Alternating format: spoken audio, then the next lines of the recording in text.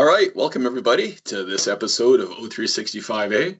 And on today's episode, we're going to talk with Director of Global Technical Sales for Teams device manufacturer Neat, Graham Walsh.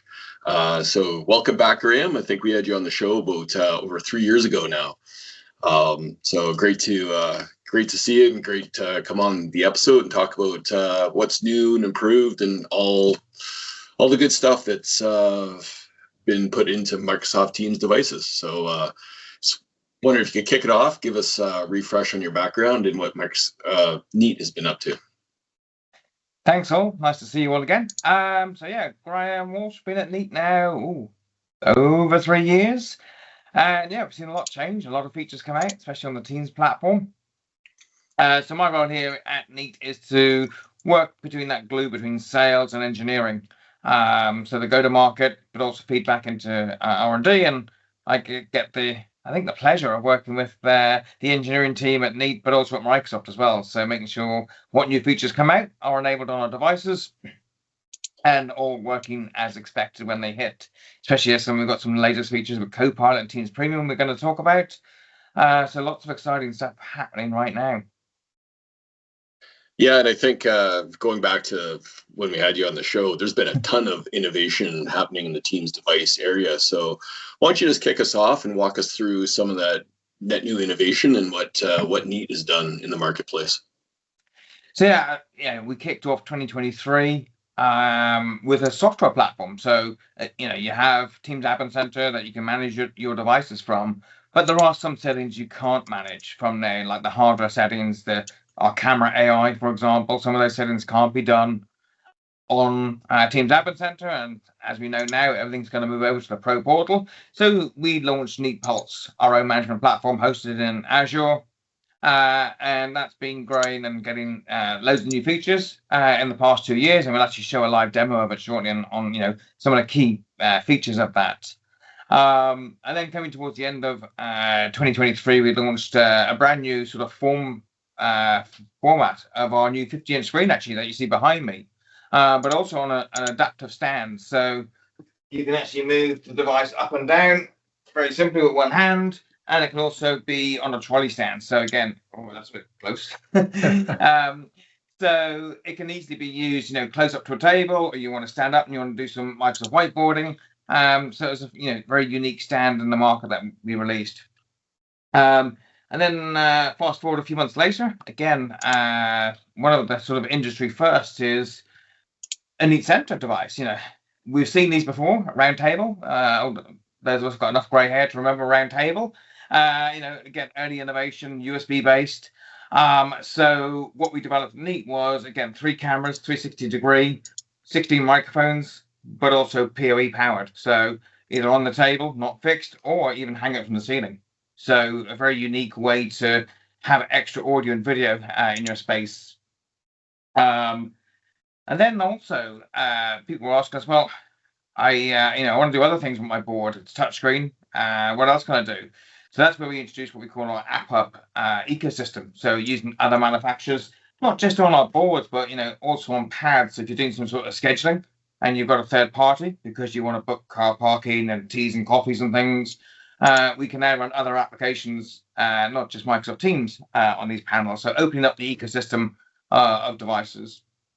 And then in October 24, we released the larger version, the 65-inch. So this is actually then replacing our original board that we developed and showcased in 2019.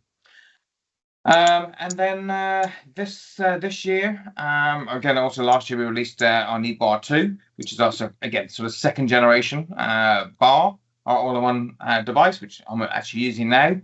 And that was also a new feature this year, is BYD mode. We had BYD always, that you could just plug in your cable, access BYD and use the mic, camera, speakers. But now we've actually got a specific product. Our Neat Bar Gen 1 is now the what we call Neat Select BYD only mode. So it doesn't have Teams application on there. It just fires up as a bar only, but also centrally managed. And then also with the Microsoft Teams ecosystem, we became officially certified with Sure. So in those larger meeting spaces where some people want ceiling tiles, ceiling speakers, or they want 20 microphones down the table, mute buttons, then we can integrate with the Shure ecosystem on there. So that was a pretty nice feature to be released. Yeah, a couple of new announcements coming up at InfoComm. Habib. Yes, that's a lot to take in, Graham. So much awesome stuff that you guys are doing. So one question that I had was kind of around what you're talking about with the integration with Shure.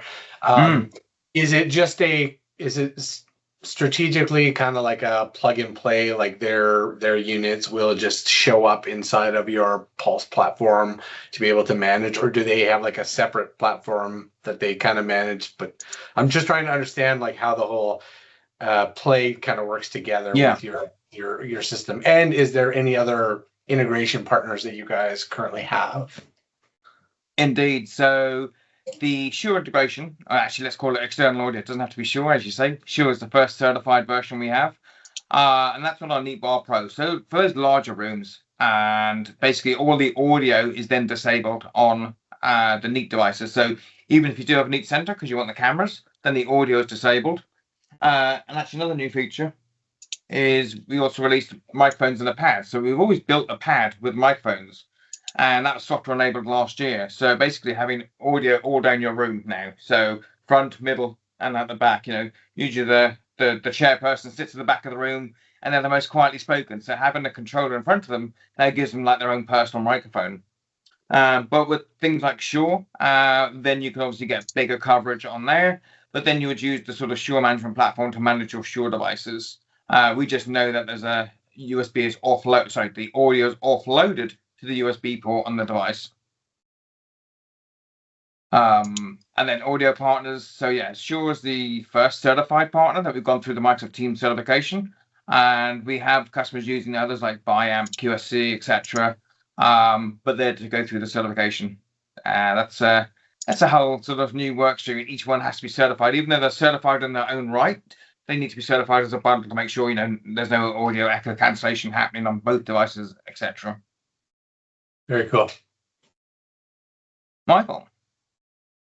Yeah, I mean, a lot is happening on the Android device space. I guess we should probably ask, where is Neat in the AOSP journey, and are all devices going? Are there some devices that are not? Great question. Actually, that's what I've been doing today, is doing the final testing of AOSP migrations. So yeah, all devices are moving there. So on the pad, all the bars, even the generation 1 bars and boards, they're moving to AOSP migration. And then a little bit later, so probably around July, August timeframe, the Neat frame that's next to me, that running Teams display, that will then move to AOSP as well. So that migration, you'll push it out from Teams App Center. And then I think 15th of June is a sort of date that Microsoft have sort of put the stake in the ground with a validation ring within Teams App Center. Then that will start trickling out and pushing your devices to the migration. So again, make sure you've got your token set up in your Intune platform. And also this also introduces another, let's call it a security feature, device code flow. So for anyone signing in devices remotely using the Microsoft.com/device login, actually, when you move to an AOSP build software, you're forcing device code flow, and you must put in an exception if you want to use it. So there's great documents on the Learn site about that. Otherwise, you're going to have to sign in on the device itself, which is easy on a pad or a board because it's a touch screen. If you're on a bar, we have a way at Neat which we can show you, or you need to plug in that mouse or keyboard to step it through if you don't have the exclusion policy in the Intune setup. So one to watch out for.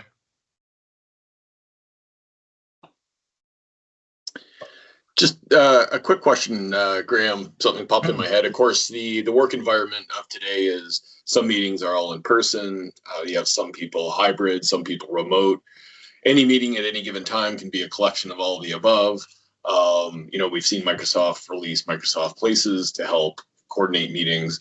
But in terms of Neat, what devices or what do you have any integration with Microsoft Places or any specific features which help out with those scenarios?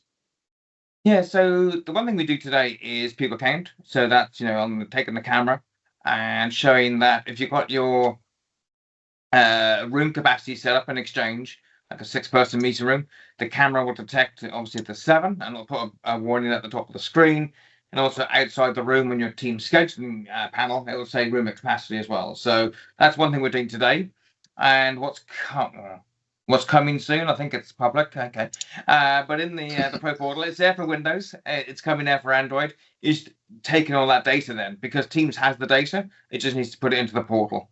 So then hopefully then you'll get reports from the Teams Room Pro Portal to say, this room was filled with 4 people, but it's a 12-person room. So then we'll be able to get, good stats, and then that will feed into Places as well. So what we don't want to do is do like an API call from, say, Neat Pulse into Places when I can get it from the certified Teams app that's on there. So we're sort of waiting for the Teams app to ingest all that data, push it into TAC PMP, and then that will populate into Places. And then on top of that, again, the devices, the bars, the pads, they have CO2, VOC sensors, etc. as well to pick up the air temperature, air quality metrics as well. So hopefully we can then feed that into Places as well. Yes. I had a question more along the lines of BYOD and what you're seeing in terms of the uptick of that. Like, did Neat build that device because they were getting asked to, like, by customers, or is it more just a response to the fact that Microsoft's introducing better support for BYOD? There was actually a bit of both. A lot of customers, looking for that lower end solution of a room. Just very simple. We're all grown ups now. We've all learned how to plug in a camera, mic, and speakers during COVID, which feels 5 years ago. And people are comfortable bringing their devices into a meeting space, plugging something in now. And especially, I think, as the industry is standardized on USB-C, there's less things to go wrong. Trying to plug a HDMI cable into a USB port. USB-C you can't go too wrong with, most people. And so that was obviously making it easier for customers to adopt then things like BYD in those meeting spaces, certainly in the smaller spaces. And one of the things we've done is enabled BYD on all our devices.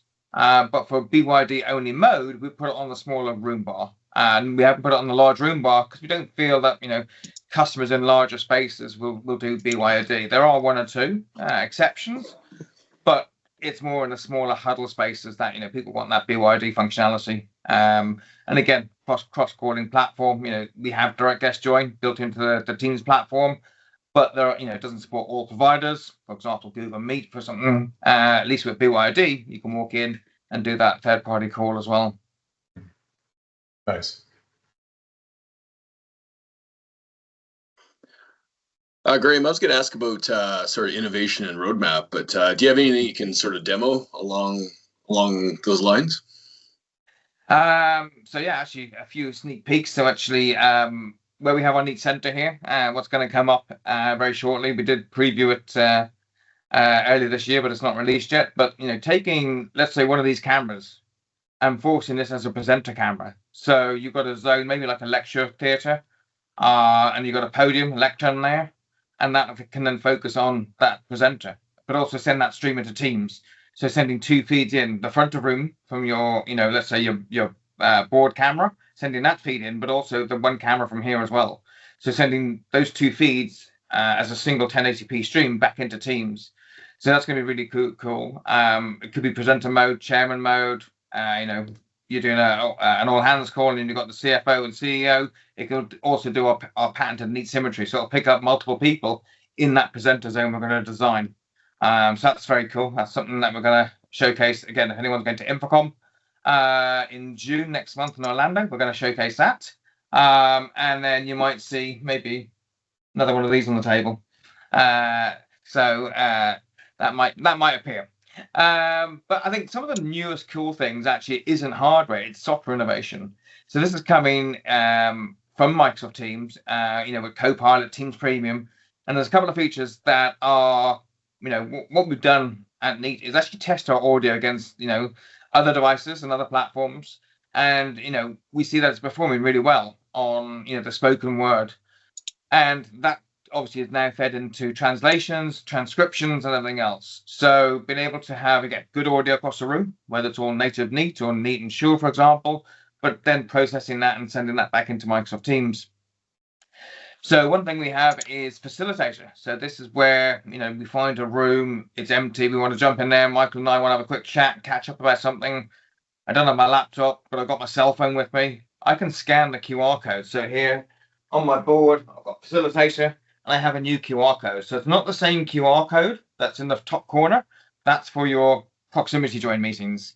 This is facilitator. And it's a new QR code, and it's only for internal users. So a guest coming into your organization can't use it. So again, security in mind with Microsoft. So I can then scan that with my phone. Again, you need to be in the correct tenant. So if you're in multiple tenants, you need to be in the correct one. But let's show you what it looks like from what we call our Neat Pulse platform. So this is where we can have Neat Pulse and then easily see our devices remotely. So I've got my device here. So this is our Neat Pulse platform. And what we have, we can add a picture to the room. We can see the temperature. We can then go into the device. We can see what it's running. As you can see here, sneak preview. It's AOSP running already. So we've done the migration on this device. And we can do things like set up profiles so you configure once and deploy many times. So if you want to change the date and time for a particular site or a whole 1,000 devices, you do it with one click and it's instant. But the other cool feature we have is remote control.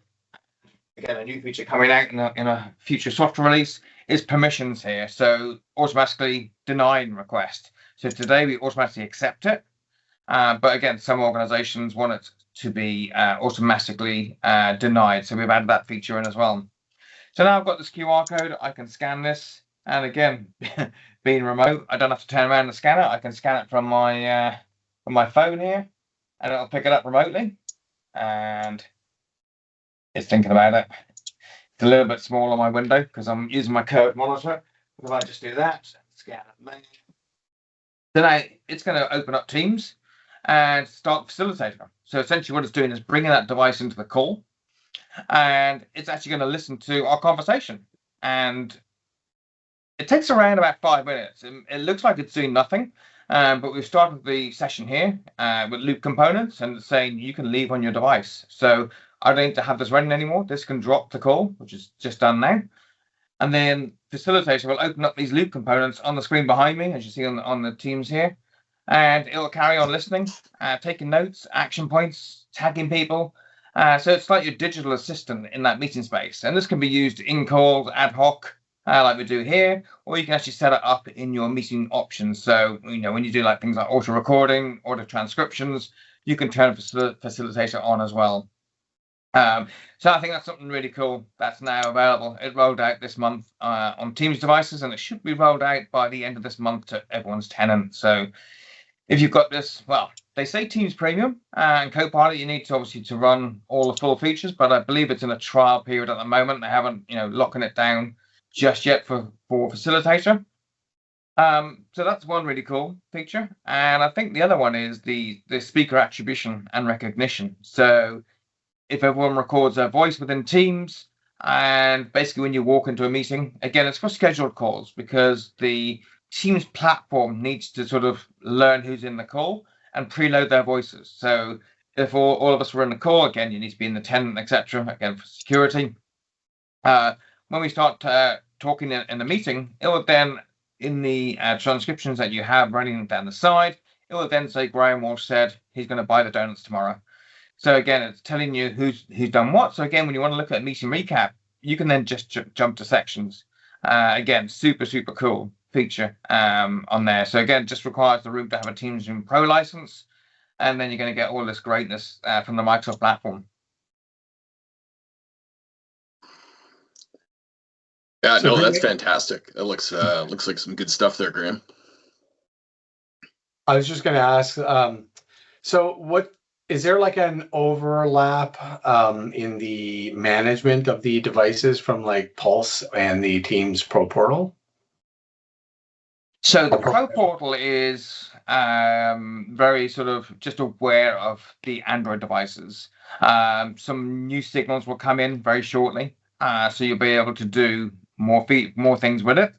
But for example, if I jump back to my device here, we can then see, if I go to audio and video, I can set up sort of like our patented camera framing here. So these are sort of features that are in the Neat layer that can never be done from Teams Admin Center or the Pro Portal. So hence why, people say, oh, could I have a single platform, single pane of glass that does everything? I don't think you'll ever get to that state. Yes, we work with other partners for integration, but there's APIs there. There's Utology, NeoWit. Again, there's many different platforms that can take the API data out of the Neat devices and populate. So if you have a multi-vendor strategy, you can get nearly a single pane of glass, but there won't be everything you can do. It just depends on that, that third-party platform, how they develop the API to set the boundary level for the room. What should the camera pick up? Should I turn on voice isolation, etc.? So all the features are there. It's just how much they've integrated, whether it's like in a call, the people count data and the temperature. They might just do 2 or 3 feature sets, or whether they've done them all. So unfortunately, there's not that single pane of glass just yet. I'm sure one day there will be. There'll be the super glass. Maybe Copilot can write it for us.